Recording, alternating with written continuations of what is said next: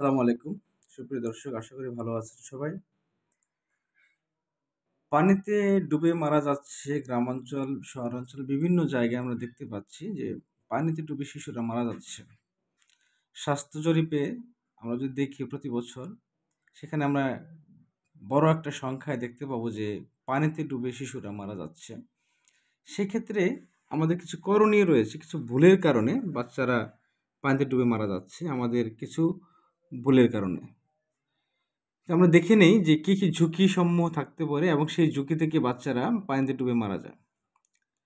ঝুঁকিগুলো হচ্ছে বাড়ির কাছে পুকুর বা ডোবায় থাকলে আমরা ঝুঁকি থাকতে পারে, এবং বাড়ির কাছে আমরা দেখতে পারি যে গরুর জন্য অনেক সময় এই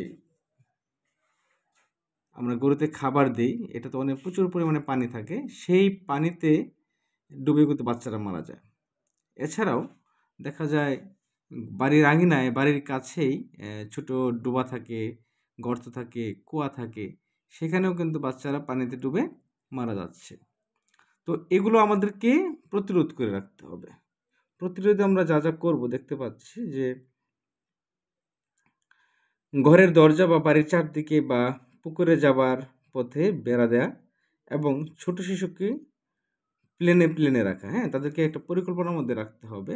বাচ্চারা যাতে পুকুরের ধারে কাছে না যায় সেই ধরনের কার্যক্রম করতে হবে।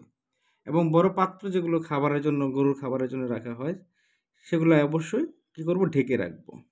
এবং বাড়ির আশেপাশে ছোট বড় যতগুলো গর্ত রয়েছে, এগুলো যত সম্ভব আমরা কী করব, ভরাট করে ফেলব।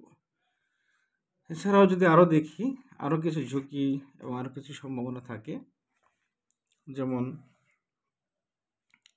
১ থেকে ৪ বছরের শিশুরা সবচেয়ে বেশি পানিতে ডুবে মারা যাচ্ছে, হ্যাঁ? তারপর সাঁতার না জানলে শিশু পুকুরে পানিতে ডুবে মারা যেতে পারে। শিশু হাঁটা শিখলে কখন কোথায় যায় এটা কোনো খেয়াল থাকে না, হ্যাঁ? সেজন্য দেখা যায় বাচ্চাদের যখন হাঁটাটা শেখে তখন তাদের চোখে রাখতে হবে, এবং এর জন্য আমরা কি করব, কি করণীয় সেটা আমরা দেখে নিচ্ছি। বয়স্ক সদস্যদের কাছে শিশুকে সার্বক্ষণিক তত্ত্বাবধান রাখতে হবে। যদি মা রান্নার কাজে ব্যস্ত থাকে, তবে যারা বাড়িতে দাদি থাকে অথবা অন্য কেউ থাকে, তাদেরকে বাচ্চাকে চোখে রাখার জন্য পরামর্শ দিতে হবে। এবং যে সকল শিশু সাঁতার জানে না বা সাঁতার শেখার মতো বয়স হয়েছে, তাদেরকে আমরা সাঁতার শেখাবো।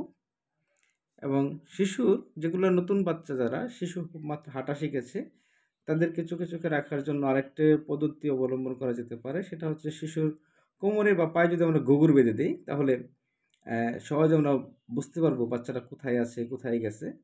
তাহলে আমরা এই কাজগুলো করে শিশুকে পানিতে ডুবে মারা যাওয়ার হাত থেকে রক্ষা করতে পারব। তো ধন্যবাদ সবাইকে। আজকে এই গুরুত্বপূর্ণ তথ্যটি নিয়ে আপনাদের সামনে এসেছিলাম। আশা করি ভালো থাকবেন। ধন্যবাদ সবাইকে।